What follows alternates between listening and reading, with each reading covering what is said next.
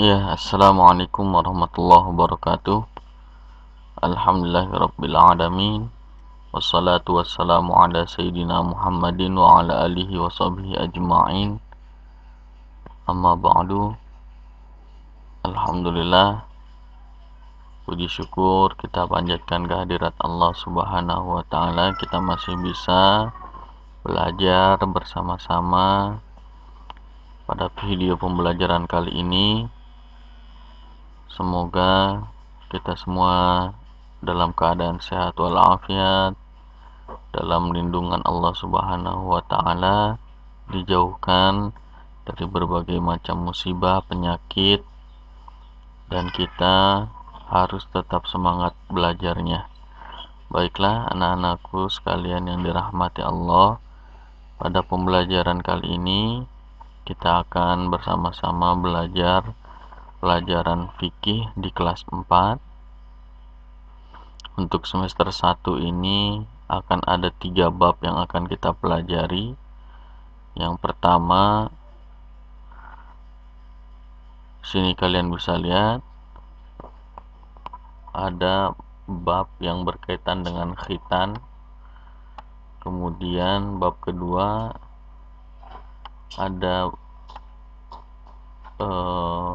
bab tentang tanggung jawab setelah baligh. Yang ketiga, bersuci dari haid dan ihtilam. Nah, untuk itu sebelum kita masuk pada inti pembelajaran, alangkah baiknya jika kita memahami terlebih dahulu di bab 1 ini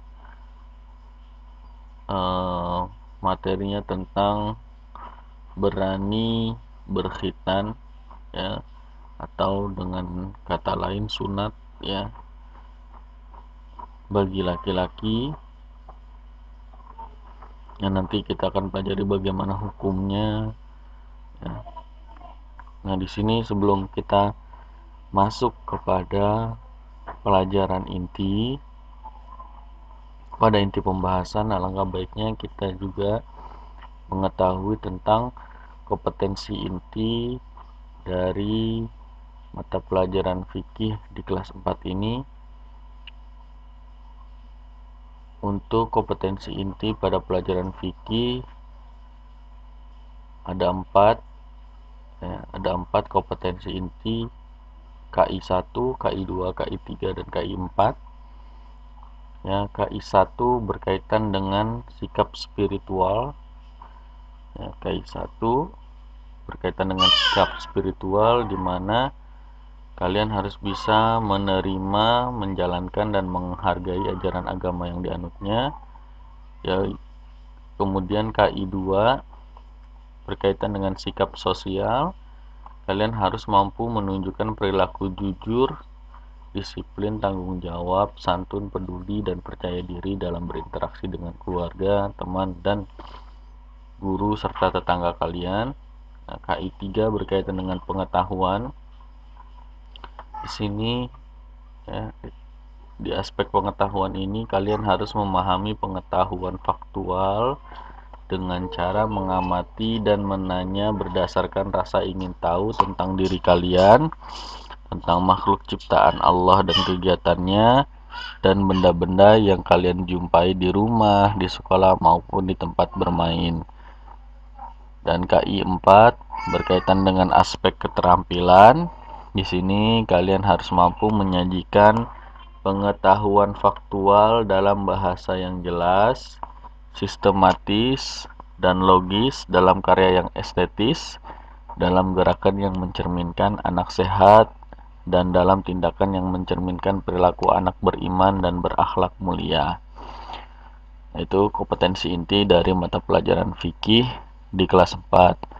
Untuk KI atau kompetensi inti sebenarnya semuanya sama ya. Untuk mata pelajaran PAI dan bahasa Arab itu dari kelas 1 sampai kelas 6 hampir sama semua, bunyinya pun sama. Nah, sekarang ada kompetensi dasar yang harus kalian penuhi pada bab 1 ya, yang berkaitan dengan materi khitan atau sunat. Nah, kompetensi dasarnya di sini kalian bisa lihat ya, ada 1.1, 2.1, 3.1, 4.1. 1.1 kalian harus bisa menghayati nilai-nilai dari ketentuan khitan, apa saja nilai-nilainya. Kemudian KD 2.1 kalian harus bisa menunjukkan perilaku bersih dan berani sebagai implementasi dari mempelajari ketentuan khitan. Kemudian KD 3.1 memahami ketentuan khitan. KD 4.1 mengomunikasikan pengalaman melaksanakan khitan. Mungkin diantara kalian udah ada yang sunat, udah ada yang khitan. Nah, itu bisa diceritakan kepada teman-teman yang belum sunat ya, bisa dikomunikasikan pengalaman kalian ya, apa saja, bagaimana. Nah, di sini nanti kita akan pelajari bersama-sama. Nah, ini indikator pencapaian kompetensi. Di sini ada 9 indikator. Di sini ada 9 indikator pencapaian kompetensi yang harus kalian penuhi. Yang pertama, kalian harus meyakini bahwa khitan sebagai syariat Islam. Yang kedua, kalian harus mendukung pelaksanaan khitan. Yang ketiga, menunjukkan perilaku bersih dalam kehidupan sehari-hari. Yang keempat, menunjukkan perilaku berani dalam mentaati perintah Allah. Yang kelima, menjelaskan sejarah disyariatkannya khitan. Yang keenam, menjelaskan pengertian dasar hukum dan usia pelaksanaan khitan. Lalu yang ketujuh, menjelaskan hikmah khitan. Kedelapan, menuliskan cerita pengalaman khitan. 9, mempresentasikan cerita pengalaman khitan. Ya, itu merupakan indikator pencapaian kompetensi yang harus kalian penuhi. Ada 9. Lanjut. Nah, ini peta konsepnya. Peta konsep yang akan kita pelajari nanti di sini ya, dengan judul atau materi berani khitan, dari sikap spiritual yang harus kalian mampu untuk menerima khitan, mendukung pelaksanaan khitan. Lalu dari sikap sosial, kalian harus mampu untuk berani, mampu untuk hidup bersih. Lalu dari aspek pengetahuan, kalian harus bisa memahami pengertian khitan, hukum khitan, dan usia pelaksanaannya kapan. Kemudian menjelaskan hikmah khitan. Lalu dari aspek keterampilan, kalian juga harus bisa menuliskan pengalaman khitan, lalu menceritakan kepada orang lain tentang pengalaman khitan kalian. Nah, di sini kalian bisa lihat ada sebuah gambar di mana ada seorang anak kecil ini ayahnya. Lalu di sini ada seorang dokter dan di sini ada seorang anak yang sudah dikhitan. Ya, ini klinik khitan. Ya, si anak ini mungkin gugup, ya, ketakutan, ya, lalu bilang kepada ayahnya dan dokter pun menyambutnya dengan senyuman. Nah, tahukah kamu bahwa agama Islam adalah agama yang sangat mencintai kebersihan? Hal tersebut dapat kita lihat dalam sabda Rasulullah SAW. Ya, Rasulullah menyebutkan at-tahuru syatrul iman. Ya, ini hadisnya. At-tahuru syatrul iman. Artinya bersuci adalah separuh atau sebagian dari iman. Nah, betapa pentingnya kebersihan itu sampai diibaratkan sebagai separuh iman oleh Rasulullah SAW. Umat Islam bahkan diwajibkan berada dalam kondisi yang bersih dan suci minimal 5 kali sehari. Oke. Nah, kepedulian Islam terhadap kebersihan ini juga dapat kita lihat dari banyaknya syariat Islam yang tujuannya adalah untuk menjaga kebersihan. Salah satu syariat tersebut adalah khitan. Jadi, apa itu khitan dan apa hubungan khitan dengan menjaga kebersihan? Nah, kita baca lagi teks yang ada di bawah ini yang berkaitan dengan pengertian khitan. Nah, sejarah pensyariatan khitan. Ya, jadi khitan itu dulunya, ya, mungkin belum menjadi syariat Islam. Nah, bagaimana bisa jadi bagian dari syariat Islam? Nah, mari kita baca. Nah, pada kali ini kita akan membahas sejarah pensyariatan khitan. Kapan khitan mulai disyariatkan? Khitan mulai disyariatkan pada masa Nabi Ibrahim alaihi salam. Ya, kisah tentang khitan Nabi Ibrahim diriwayatkan dalam sebuah hadis yang berbunyi, wahtatana Ibrahimu alaihi salamu wa huwa banu thamanina sanatan bil qadumi. Ya, rawahul Bukhari. Sekali lagi kita baca hadisnya. Wahtatana Ibrahimu alaihi salam wa huwa banu thamanina sanatan bil qudumi. Rawahul Bukhari. Artinya, Nabi Ibrahim alaihi salam telah berkhitan dengan kapak, sedangkan beliau berumur 80 tahun. Hadis riwayat Imam Bukhari. Nah, sementara itu di dalam Al-Quran terdapat perintah bagi umat Islam untuk mengikuti ajaran Nabi Ibrahim alaihi salam. Perintah tersebut tertuang dalam Al-Quran surat An-Nisa ayat 125. Nih bunyinya. A'udzu billahi minasy syaithanir rajim. Bismillahirrahmanirrahim. Wa man ahsanu dinan mimman aslama wajhahu lillahi wa huwa muhsinun wattaba'a millata Ibrahim hanifa. Wattakhadallahu Ibrahim khalila. Ya, di sini kalian bisa baca nanti. Wa man ahsanu dinam mimman aslama wajhahu lillahi wa huwa muhsin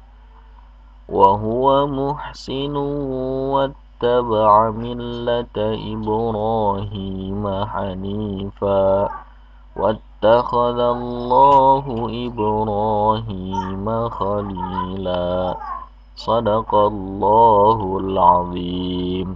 Nah, di sini artinya, dan siapakah yang lebih baik agamanya daripada orang yang ikhlas menyerahkan dirinya kepada Allah sedangkan dia pun mengerjakan kebaikan dan dia mengikuti agama Nabi Ibrahim yang lurus, dan Allah mengambil Nabi Ibrahim menjadi kesayangannya.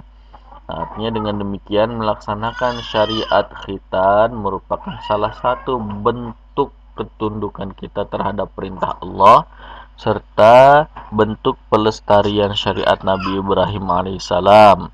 Oleh karena itu, sebagai umat Islam khususnya laki-laki, kita tidak boleh takut dengan syariat khitan karena sebagai umat Islam, tujuan utama hidup kita di dunia adalah untuk melaksanakan ketaatan kepada Allah.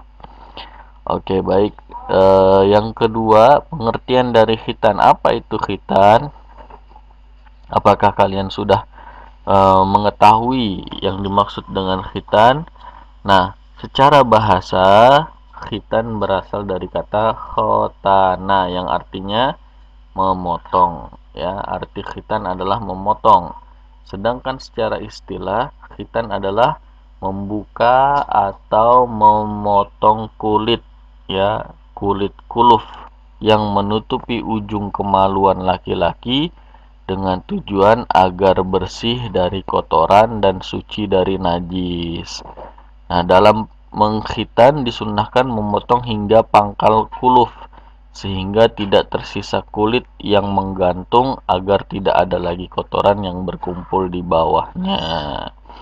Pada uraian sebelumnya, kita telah memahami bahwa salah satu tujuan utama khitan adalah sebagai bukti ketundukan kita terhadap perintah Allah.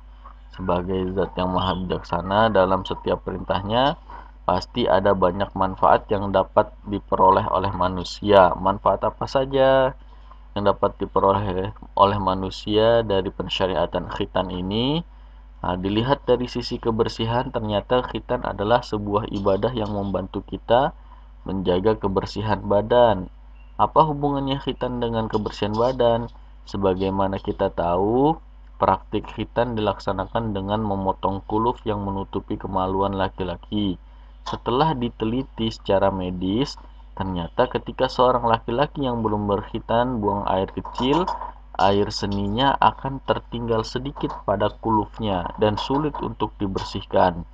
Padahal sebagaimana kita ketahui bahwa salah satu syarat sholat adalah suci badan, pakaian, dan tempat dari najis. Artinya, jika seseorang laki-laki yang belum melaksanakan khitan, dia kemudian sholat, kemungkinan besar sholatnya tidak sah. Oleh karena itu, Nabi Muhammad memerintahkan laki-laki untuk berkhitan.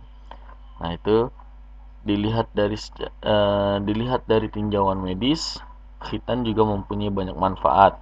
Menurut para dokter, kuluf yang tidak dipotong akan menjadi sarang kuman. Jika dibiarkan terus-menerus, kuman-kuman tersebut dapat menimbulkan infeksi dan peradangan. Yang lebih menakutkan lagi, peradangan pada kemaluan dapat menyebabkan penyakit kanker.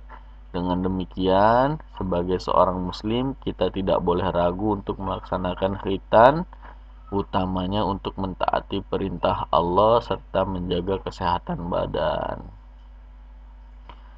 Nah, untuk perempuan, bagaimana?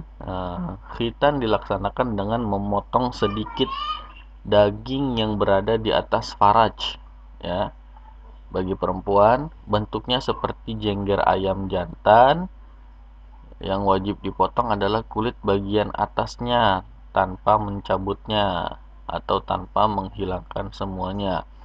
Berbeda dengan laki-laki, tujuan khitan bagi perempuan adalah untuk menjaga kesucian perempuan. Hukum pelaksanaan khitan. Nah, hukum pelaksanaan khitan bagi laki-laki adalah wajib, ya, hukumnya wajib. Sementara bagi perempuan ini masih diperselisihkan, maksudnya masih berbeda pendapat oleh para ulama. Sebagian ulama berpendapat bahwa khitan bagi perempuan adalah hukumnya wajib, tapi ada sebagian lagi yang berpendapat bahwa hukumnya sunnah. Dalam sebuah hadis, Rasulullah SAW bersabda, Al-fitratu khamsun. Al-khitanu wal istihdadu wa natful ibti wa qassus syaribi wa taqlimul alfar. Artinya fitrah itu ada 5. Pertama khitan, kedua mencukur bulu kemaluan, 3 mencabut bulu ketiak, 4 memotong kumis, yang kelima memotong kuku. Hadis riwayat Imam Bukhari. Nah, dalam hadis tadi dijelaskan bahwa fitrah manusia ada 5. Khitan, mencukur bulu ketiak, mencukur bulu kemaluan, memotong kumis, dan memotong kuku. Berkenaan dengan hadis di atas, selayaknya kita mengikuti petunjuk Rasulullah dalam melaksanakan syariat khitan, karena setiap sunnah Rasulullah bernilai ibadah di sisi Allah Subhanahu wa Ta'ala. Nah, sekarang kapan pelaksanaan khitan? Pada saat usia berapa laki-laki dikhitan? Nah, sebagaimana sudah dibahas di awal, khitan sangat berpengaruh dalam keabsahan sholat. Maka khitan wajib dilakukan ketika seorang laki-laki sudah mulai diwajibkan untuk sholat, artinya sudah baligh. Nah, kapan diwajibkan waktu sholat? Nah, ketika laki-laki itu sudah baligh. Secara syariat tidak ada ketentuan usia untuk melaksanakan khitan. Namun, melihat pertimbangan di atas, para ulama membagi waktu pelaksanaan khitan dalam 2 waktu.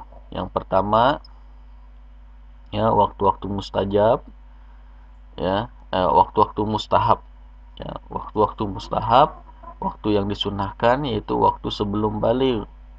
Beberapa ulama berpendapat bahwa khitan sunnah dilaksanakan pada saat usia 7 tahun. Namun ulama lain berpendapat bahwa usia berapapun untuk melaksanakan khitan adalah baik. Nah, waktu wajib khitan, kalau tadi sunnah, ya, waktunya sebelum balik. Nah, sekarang kalau udah balik gimana? Wajib. Waktu wajib khitan yaitu pada saat anak balik. Nah, ini karena sudah menjadi kewajiban untuk dia melaksanakan sholat. Ya, makanya ketika udah balik wajib untuk khitan. Ya, seorang anak yang sudah diwajibkan sholat, ya, maka dia wajib juga khitan. Oleh karena itu kita harus memenuhi semua syarat-syarat sholat seperti suci badan, suci pakaian, dan tempat dari najis. Salah satu cara agar badan seorang laki-laki suci adalah dengan melaksanakan khitan. Ya. Nah, di sini ada beberapa hikmah khitan, ya, yang dapat kita ambil dari pensyariatan khitan. Yang pertama, sebagai bukti ketaatan kita terhadap Allah. Yang kedua, sebagai ciri pengikut Nabi Muhammad dan pelestarian syariat Nabi Ibrahim. Yang ketiga, menjaga kebersihan dan kesucian badan. Yang keempat, mencegah timbulnya berbagai macam penyakit. Yang kelima, menjadi ciri muslim yang baik. Ya, itulah materi tentang khitan. Nah, ini rangkumannya. Khitan adalah membuka atau memotong kulit kuluf yang menutupi ujung kemaluan laki-laki dengan tujuan agar bersih dari kotoran dan suci dari najis. Hukum bagi laki-laki adalah wajib, sementara bagi perempuan adalah sunnah. Ya, usia pelaksanaan khitan terbagi menjadi 2, waktu mustahab yaitu waktu yang disunnahkan sebelum baligh, dan waktu yang wajib saat, ya, seorang anak laki-laki sudah baligh. Nah, hikmahnya di sini sebagai bukti ketaatan kepada Allah, ciri pengikut Nabi Muhammad dan pelestarian syariat Nabi Ibrahim, menjaga kebersihan dan kesucian badan, serta mencegah timbulnya berbagai macam penyakit. Oke. Baiklah anak-anakku sekalian, itu materi tentang berkhitan, ya, yang mana merupakan salah satu dari syariatnya Allah Subhanahu wa Ta'ala yang awal mulanya diperintahkan kepada Nabi Ibrahim, lalu Nabi Muhammad melanjutkan syariat tersebut hingga sekarang kita sebagai umatnya Nabi Muhammad pun melaksanakan khitan sebagai syariat Islam. Nah, untuk berikutnya kalian bisa menjawab pertanyaan-pertanyaan latihan ya yang ada pada bab 1. Di sini kalian bisa tulis di buku atau kalian mau tulis di kertas ya. Ada beberapa pertanyaan, ada 10 pertanyaan, silahkan kalian isi, kalian jawab ya. Kalau sudah selesai kalian kumpulkan dengan cara difoto lalu dikirim seperti biasa ya. Waktunya paling tidak seminggu ya, minggu depan kalian sudah harus dikumpulkan semuanya. Untuk itu Bapak ucapkan selamat belajar, selamat mengerjakan tugas. Semoga kalian semua menjadi anak-anak yang sukses, anak-anak yang berhasil, anak-anak yang berbakti kepada kedua orang tua kalian, yang bisa membanggakan orang tua kalian, membanggakan bangsa kalian, dan terutamanya agama kalian. Kurang lebihnya mohon maaf. Hadanallahu wa iyyakum ajma'in. Allah muwaffiq ila aqwamit thoriq. Assalamualaikum warahmatullahi wabarakatuh.